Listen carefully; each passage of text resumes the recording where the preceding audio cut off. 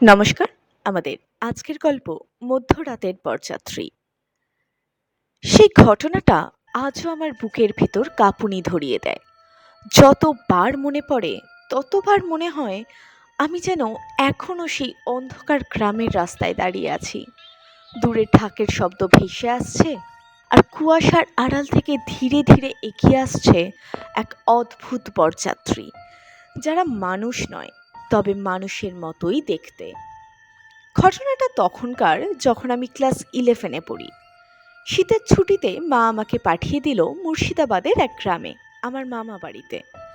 ছোটবেলায় দু একবার গেছিলাম, কিন্তু তখন খুব একটা কিছু মনে ছিল না। বড় হয়ে প্রথমবার যাওয়া, তাই মনটা বেশ উত্তেজনায় ভরেছিল। শহরের কোলাহল থেকে দূরে শান্ত একটা গ্রাম, এমন জায়গায় কয়েকটা দিন কাটানো আলাদাই আনন্দ। মামা বাড়িটা ছিল একটু নির্জন জায়গায়, চারপাশে ধান ক্ষেত, বাঁশঝাড় আর কিছু পুরনো আম গাছ। বাড়িটা পুরনো হলেও বেশ বড়, আর তার একটা আলাদাই গাম্ভীর্য ছিল। প্রথম দুদিন বেশ ভালো কাটলো। মামাতো ভাইদের সঙ্গে মাঠে ঘোরা, পুকুরে মাছ ধরা, সন্ধ্যায় আগুন জেলে গল্প করা, সব মিলিয়ে যেন একটা অন্য জগতে চলে গেছিলাম। তৃতীয় দিন রাতে ঘটনাটা ঘটল। সেদিন সন্ধ্যায় খাওয়া দাওয়ার পর আমরা সবাই উঠোনে বসে গল্প করছিলাম। হঠাৎ পাশের বাড়ির কাকু বললেন, আজ রাত্রে একটু সাবধানে থেকো, বিশেষ করে কেউ বাইরে বেরিও না। আমি হেসে বললাম, কেন কাকু, চোর ডাকাত আছে নাকি? কাকু একটু থেমে বললেন, চোর ডাকাতের চেয়েও খারাপ কিছু আছে। কথাটা শুনে আমার শরীরটা কেমন যেন ঠান্ডা হয়ে গেল। আমি জিজ্ঞেস করলাম, কি আছে? কিন্তু উনি আর কিছু বললেন না। আমি ব্যাপারটা নিয়ে খুব একটা মাথা ঘামাইনি। ভেবেছিলাম গ্রাম্য কুসংস্কার, এইসব গল্প তো অনেক শুনেছি। কিন্তু রাত বাড়ার সঙ্গে সঙ্গে আমার মনে একটা অদ্ভুত অস্বস্তি তৈরি হলো। রাত তখন প্রায় 12টা। হঠাৎ ঘুম ভেঙে গেল। কেন ভাঙলো বুঝতে পারছিলাম না, কিন্তু মনে হচ্ছিল বাইরে একটা কিছু হচ্ছে। একটু কান পেতে শুনতেই দূর থেকে ভেসে এলো ঢাকের আওয়াজ, আর তার সঙ্গে কাসর ঘন্টার মতো শব্দ। আমি অবাক হয়ে গেলাম, এত রাতে আবার কে বিয়ে করছে? কৌতূহল সামলাতে না পেরে আমি চুপি চুপি দরজা খুলে বাইরে বেরিয়ে এলাম। চারপাশে কুয়াশা, ঠান্ডা বাতাস বইছে।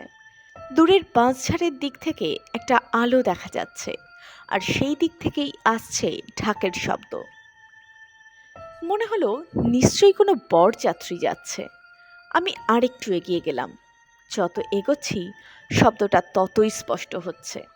হঠাৎ দেখতে পেলাম একটা লম্বা বরযাত্রী এগিয়ে আসছে, হাতে মশাল, সামনে ঢাকি, আর তার পেছনে কিছু লোক নাচছে। মাঝখানে একটা ঘোড়ার ওপর বসে আছে বর।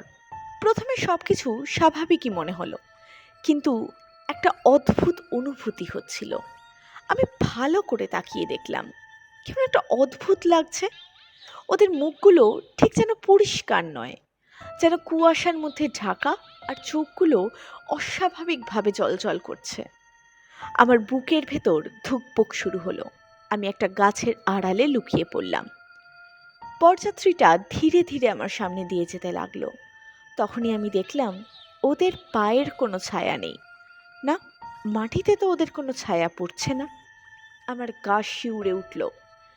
বরটা ঘোড়ার ওপর বসে আছে, কিন্তু তার মুখটা যেন একদম সাদা, চোখ দুটো ফাঁকা। তার মাথায় টোপর, কিন্তু সেটা কেমন যেন পুরনো আর ছেঁড়া। হঠাৎ সে আমার দিকে ঘুরে তাকালো। আমার মনে হলো সে আমাকে দেখতে পেয়েছে। তার ঠোঁটের কোণে একটা অদ্ভুত বাঁকা হাসি ফুটে উঠল। সেই হাসি কোনো মানুষের হতে পারে না। আমি ভয়ে স্থির হয়ে গেলাম। হঠাৎ ঢাকের শব্দ থেমে গেল। চারপাশে নিস্তব্ধতা নেমে এলো। তারপর একসাথে সব বরযাত্রী আমার দিকে ঘুরে তাকালো। আমি আর এক মুহূর্তও দাঁড়াইনি। দৌড়ে বাড়ির ভেতর ঢুকে দরজা বন্ধ করে দিলাম। বুক ধড়ফড় করছে, গা ঠান্ডা হয়ে গেছে। সারা রাত আমি আর ঘুমাতে পারলাম না। পরদিন সকালে আমি মামাকে সব ঘটনা খুলে বললাম। তিনি চুপ করে শুনলেন। তারপর একটা দীর্ঘশ্বাস ফেলে বললেন, তুই যেটা দেখেছিস সেটা মধ্যরাতের বরযাত্রী। আমি অবাক হয়ে জিজ্ঞাসা করলাম, মধ্যরাতের বরযাত্রী? সেটা আবার কি? মামা একটু চুপ থেকে বলতে শুরু করলেন। অনেক বছর আগের কথা। এই গ্রামেই একটা বিয়ে হচ্ছিল, খুব ধুমধাম করে। ছেলেটা খুব ভালো ছিল, আর মেয়েটাও তেমন। কিন্তু বিয়ের দিন রাতে বরযাত্রী যখন মেয়ের বাড়ির দিকে যাচ্ছিল, তখন হঠাৎ ঝড় উঠল। বজ্রপাত আর বৃষ্টি সব মিলিয়ে এক ভয়ঙ্কর অবস্থা। সেই সময় একটা বড় গাছ ভেঙে পড়ে বরযাত্রীর ওপর। অনেকেই সেখানে মারা যায়, বরসহ। আমি স্তব্ধ হয়ে শুনছিলাম। মামা আবার বললেন। মেয়েটা সেই খবর শুনে পাগলের মতো হয়ে যায়। সে বিশ্বাসই করতে পারেনি যে তার আর বিয়ে হবে না। কিছুদিন পর সেও মারা যায়। তারপর থেকেই মাঝে মাঝে মধ্যরাতে সেই বরযাত্রী আবার দেখতে পাওয়া যায়। তারা নাকি তাদের অসমাপ্ত বিয়ে শেষ করতে বেরোয়। আমার শরীর ঠান্ডা হয়ে গেল। আমি জিজ্ঞেস করলাম, তাহলে তারা কি কাউকে কিছু করে? মামা বললেন, সাধারণত না, কিন্তু যদি কেউ তাদের পথে বাধা দেয় বা খুব কাছে যায়, তাহলে আর সে ফিরে আসে না। আমি আর কিছু বলিনি। সেই রাতে আমি আর বাইরে বেরোইনি, কিন্তু ঘুম আসছিল না। জানলার ফাঁক দিয়ে বাইরে তাকিয়েছিলাম। রাত প্রায় 12টার সময় আমি আবার সেই ঢাকের শব্দ পেলাম, কিন্তু এবার আমি আর বাইরে যাইনি। তবুও কৌতূহল আমাকে ছাড়ছিল না। আমি জানলার কাছে গিয়ে তাকালাম। দূরে আবার সেই আলো, সেই মশাল আর সেই বরযাত্রী। কিন্তু এবার আমি আরো ভয়ঙ্কর কিছু দেখলাম।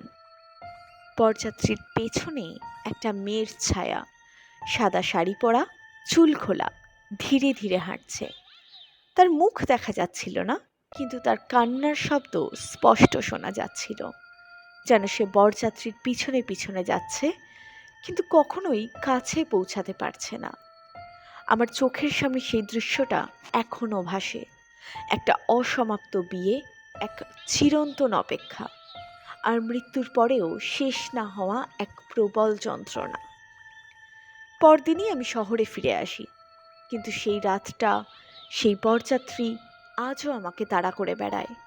আর মাঝে মাঝে সেই গভীর রাতে যখন সব কিছু নিস্তব্ধ হয়ে যায়, আমি এখনও যেন দূর থেকে সেই ঢাকের শব্দ শুনতে পাই। এই ছিল আমাদের আজকের গল্প। যদি আজকের গল্পটি আপনাদের ভালো লাগে, তাহলে অবশ্যই ভিডিওটাকে লাইক করুন এবং চ্যানেলটাকে সাবস্ক্রাইব করুন।